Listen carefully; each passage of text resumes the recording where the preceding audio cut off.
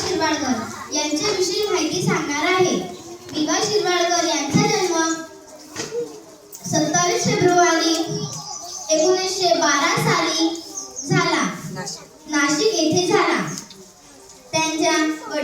त्यांचे पूर्ण मूळ नाव गजानन रंगनाथ शिरवाडकर असे होते। त्यांच्या काकांचे नाव वामन शिरवाडकर असे होते।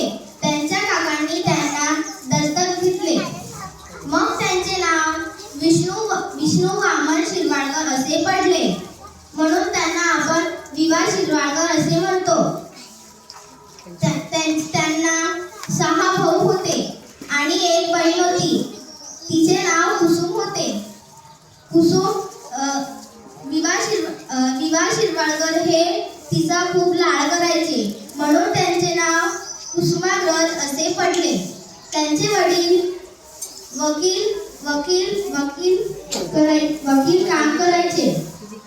वकिली करायचे। एवढे बोलून मी माझे 2 शब्द संपविते। जय हिंद, जय महाराष्ट्र।